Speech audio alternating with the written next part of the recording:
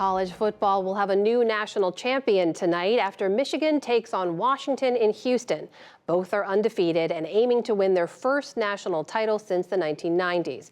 But as Stephanie Sy explains, this championship game is the end of an era for college football, with major changes coming next year. Starting next year, the college football playoffs will expand substantially, allowing a dozen teams to compete for the title. And that's just one of the dramatic changes affecting what has become an American pastime. Just before the bowl season began, NCAA President Charlie Baker unveiled a new proposal that would impact all college sports. It would allow Division I schools to pay athletes directly for the first time.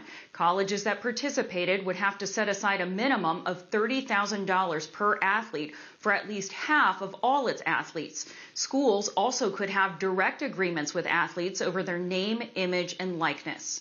Pat Forde is covering all of this. He's a senior writer for Sports Illustrated and joins me from Houston. Pat, I'm reminded about something Deion Sanders said recently about the conference realignments in college football. He said, all this is about money. It's about a bag, and everyone's chasing that bag.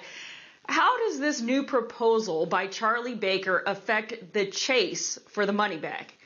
Well, I think it's an acknowledgement, Stephanie, that the bag is the game, that is what's going on, and that if the NCAA is going to stay ahead of the lawsuits that are hounding them and trying to basically force an employee-employer relationship, if they want to maintain any kind of antitrust exemption, if they want to get Congress to help maintain college sports as even remotely what we're used to, I think they see this as a necessary step, that they have to give some of the proceeds directly to the athletes and can't cloak it in other means or fashions, but just literally hand them the money. And for all the reasons you just described, this is just a beginning. It's very complex. If schools, though, were allowed eventually to directly pay athletes, would the cash flow only to the athletes who play large revenue-generating sports like football, or does it actually increase opportunities for good athletes that might not get the big endorsement money? Well, that still remains to be seen to a degree, but there are certainly concerns about where the money would go. And we'll start to learn more at the NCAA convention here in the coming days, where we're going to get maybe a little bit more detail on proposals or counter proposals that have been made in this area. But we're talking about a minimum of $30,000 for half of a school's athletes. Who is that half? Who gets that? We can rest assured the football players are going to get theirs. The men's basketball players are almost assuredly going to get theirs. There will be a Title IX component to this, where women athletes also would get theirs, some of them. But then who doesn't? Where is that line drawn? And, I think if you're in an Olympic sport, and probably in a men's Olympic sport, you probably are thinking that you're going to have a hard time getting a hold of that money. And the other thing there, the other piece of this is, we're talking about a minimum of $30,000 for half of your athletes. A lot of them are going to pay a lot more than that. So we're talking $6 million, $8 million, $10, $12 million maybe per year, which maybe schools would have to budget for. And that's going to weed some of the schools out of competition for the biggest prizes in the sports, too. Nick Saban, Alabama's head coach, has described college football as heading in a semi-pro direction already. Saban's had a lot to say about all of this, of course. But does Charlie Baker's proposal show that college sports are bound to become a completely free market enterprise? Well, I mean, it's another step that direction. And then the question is, the NCAA, as they often do with rules here, they're hoping to thread a needle which keeps it from being flat out professional sports, that keeps it from athletes being employees, that keeps the NCAA's antitrust status.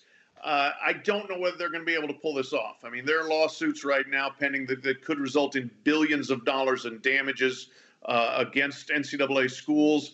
And so they're kind of backed into a corner here, and they're trying to figure out a way to keep college sports as part of campus and part of higher education. But it gets harder and harder with each kind of erosion of the NCAA's stance in a lot of these things. So this is the next step, and it's a strategic retreat, I guess you would say, towards something that may be sustainable. But again, they're going to need help from Congress. They're going to need to win some battles probably in court, or to get people to drop some lawsuits. Does the proposal have legs? Yeah, it does. Absolutely. Now, we're going to find out again in the NCAA convention here that we're going to hear counter proposals and people that will probably try to, poke some holes in this thing and at least to say, let's find a little bit better way. Charlie Baker's proposal, while, certainly bold and a big step forward and something that I think needed to happen, it's very light on details.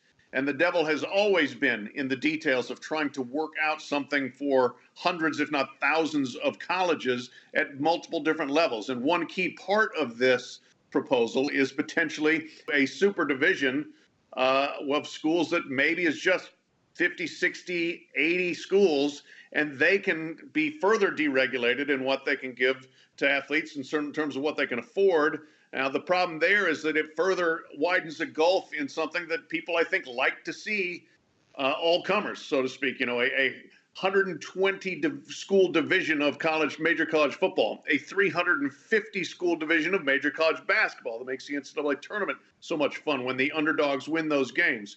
Do we eventually move the big dogs so far away that there is no relation with those other schools? That's kind of where they're trying to find the line there.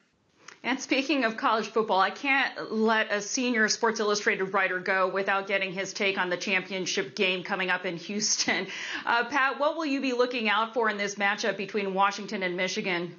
Yeah, it should be a great matchup. Really looking forward to it. The passing ability of Washington with Michael Penix at quarterback and the receivers, a lot of first-round NFL talent there against really the brute force and blunt force of Michigan and the way their style of play. And Michigan's been under the microscope with some controversies about NCAA rules this year. They've handled it. They've answered all questions. We've got two 14-0 teams playing each other. We're going to have a very worthy champion one way or the other. Pat Forde with Sports Illustrated. Thanks so much for joining us, Pat. Thank you, Stephanie.